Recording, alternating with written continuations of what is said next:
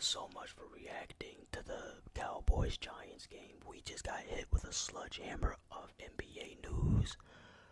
Wow, man. Okay, so we've been doing a lot of ASMR coverage for the NFL, and with today's trade, well, technically last night's trade, Karl Anthony Towns was just traded from the Minnesota Timberwolves to the New York Knicks in exchange for Dante DiVincenzo, Julius Randle, and a first-round draft pick from the Detroit Pistons.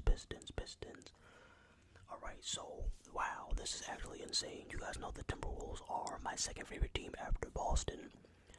So I have kept up with this team, man. So my initial reaction was, what the heck are you doing? And when I say you, I mean the Timberwolves. What the heck is this? You traded away the guy who did the best job guarding Nikola Jokic that I've seen since he's hit his prime in the playoffs. You got rid of your best floor spacer, and you guys already have enough scoring issues, consistent scoring issues, and you give up probably your best or second best scorer. I would say second best scorer, but definitely best shooter. What are you doing? And I can't believe Anthony Edwards' favorite teammate, all the post-game conference interviews. I was hurt, man. I hated this trade. I was like, yo, they sabotaged themselves. That was my initial reaction. And also, make sure you check the description. We talk about a lot of different topics in this episode, and you're not going to want to miss any topics. Okay, so that was my initial reaction, but the more I thought about it, I don't know if it was coping or whatever, but I started to kind of like the trade from Minnesota. And now that I've slept on it and woke up, the Timberwolves definitely won this trade easily. Now, this does make the Knicks starting lineup better. In terms of just starting lineups, the Knicks won the trade. But overall, I'm about to break it down in a second. There's more benefits than negatives for the Timberwolves. Honestly, once you see the Knicks bench, it's clear as day that the Timberwolves won this trade, especially going forward. Alright, so let's talk about the losses before we get into the benefits. They lost their best shooter, they lost their best Jokic defender, and they lost somebody who had chemistry with their best player, and they seem to get along really well. So you are gonna miss the end. Karl was just coming off his career. He was coming off his best season of his career, the furthest he's been in the playoffs, the Western Conference Final, as we all know. So those are the losses, okay? Now let's get to the benefits. What was the one thing that the Timberwolves had an issue with all season, and especially in the playoffs? Shot creation. As good of a scorer as Cat is, and he's a great scorer, or a really good scorer, he plays like a big-ass Klay Thompson. He's doing a lot of pick and pop, catch and shoot, stand still corner threes. If a defender is trying to close out on the perimeter, he may drive past the defender and get a layup. He doesn't really have a post game, but he does score in the paint when he gets a mismatch in the paint. When he gets like a guard switched on him, he knows how to use his body on smaller defenders. But Karl, a lot of fans are acting like Karl was this dominant post presence. Karl did not have post moves. He cannot even score on PJ Washington in the post, and he's taller and bigger and stronger than PJ Washington. He was a stretch four who could put the ball, I don't want to say could put the ball on the floor, but he was getting to the rim more last year than he was in the previous seasons. But they had no shot creation with Julius Randle. You may not be getting a better player than Karl, but you are getting a better shot creator, someone who can score and put the ball on the floor for himself and create his own look, which is something that the Timberwolves desperately needed, because Anthony Edwards was the only person capable of doing that. Now you have Julius Randle who can do that, and you have Rob Dillingham who can do it. So now they have three players who can get shot creation at any time. Last year compared to when they only had one. So that's the first benefit. Second benefit is Julius Randle still gives them size. I know he's not quite as tall or as lengthy as Karl. Karl's about 6'11", 7 foot. Julius Randle 6'8", 6'9". But they still have Rudy. They still have Naz Reid, and Naz Reid is the real reason why I'm saying they won this trade. If I'm the Timberwolves fans, I'm starting a Start Naz Reid campaign petition, man. Start Naz Reid, because the only only way you guys are gonna win this trade really is if Naz Reid takes another step and he becomes like a full-time starter. That way, Julius Randle can be your sixth man. You can get that scoring off the bench. People forget Naz Reid can give you 80 to 85% of what Karl Anthony Towns gave you offensively.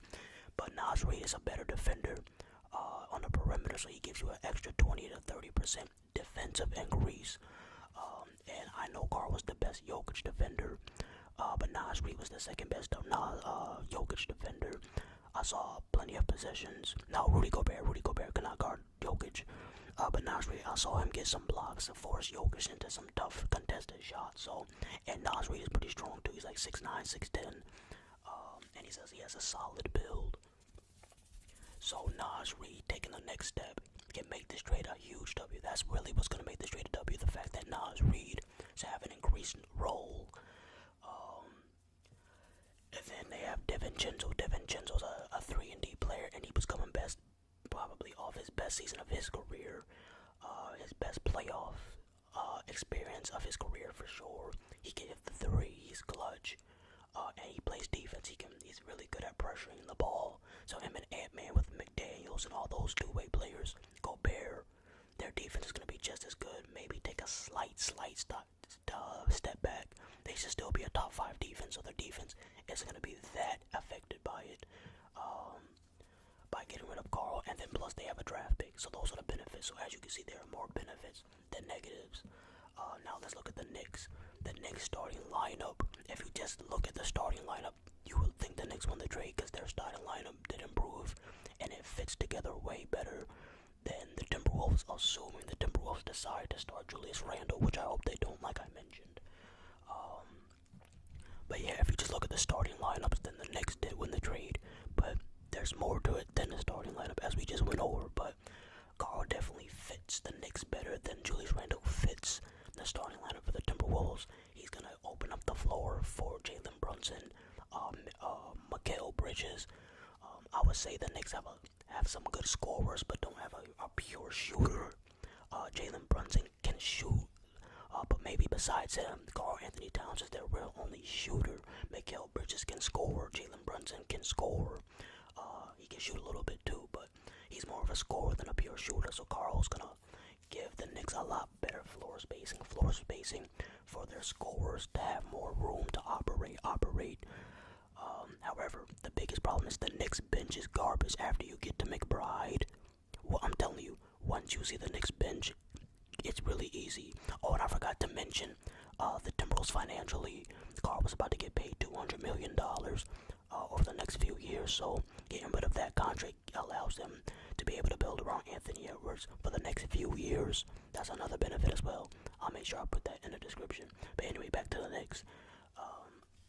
Yeah, the Knicks bench is very mid after you get past McBride. They got players like Bates, Diop, Achua, or something like that. It's pretty mid, I'm not gonna lie. It's not as advertised, because when they advertise it and you first heard this trade, you're like, oh my goodness, they're so stacked. Once you get past their sixth man, it's starting to get spooky for them, and they're undersized.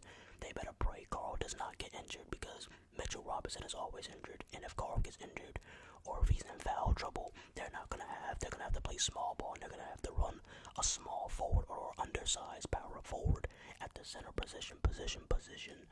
So I do not like that for the Knicks, but in terms of fit, like I said, Karl's a great fit for them.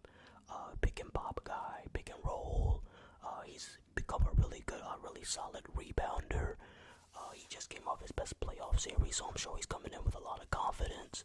I don't know how Karl will react to the Knicks fans, because Knicks fans can be like Philly fans. They can be really intense, aggressive, or like harsh. I don't know if Karl's used to that. I'm sure. Matter of fact, I don't think he's used to that. Even though he has had his fair share amount of criticisms as a Timberwolves player. New York media is a different beast. It's a different spotlight, so that actually puts more pressure on Karl. And we know how Karl deals with pressure, man.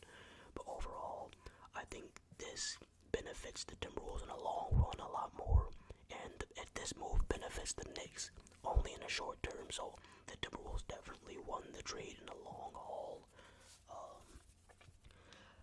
I still expect both teams to be real contenders.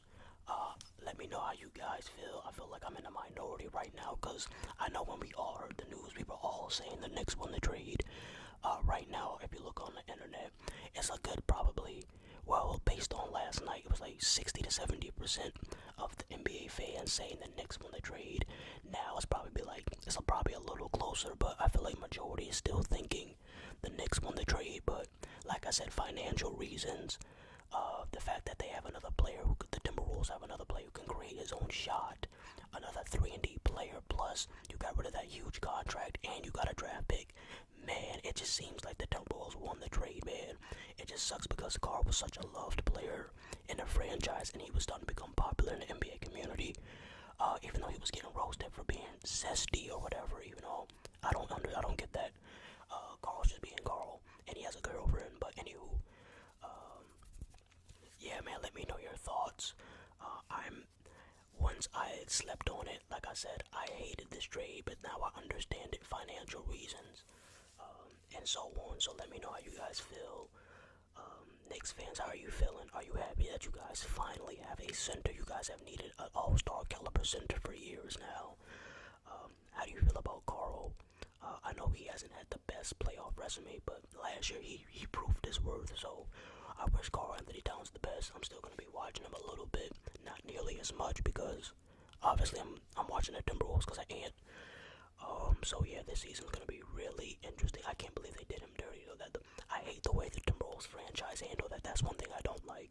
Karl has been their most loyal player probably in their franchise's history. And for them to just do that all of a sudden, and they had just announced on their Instagram post all like welcome back to because I think training camp is about to start on Monday or whatever. They were like, oh look who's showing back up, and it was a picture of Karl, knowing the whole time they're about to get rid of them. So it's a spooky business, man. Shout out to Karl, man. He played well. Like I said, the Timberwolves are a little bit smaller, but they still are considered a lengthier team.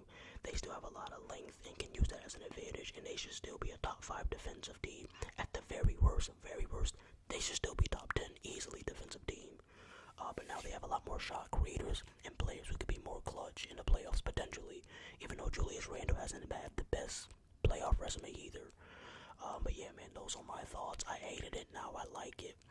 It just hurts because Karl was one of my favorite players, man. He still is one of my favorite players. And I know Anthony Edwards and them always had great chemistry and funny as hell press conferences. But I'm out. Peace. Hey.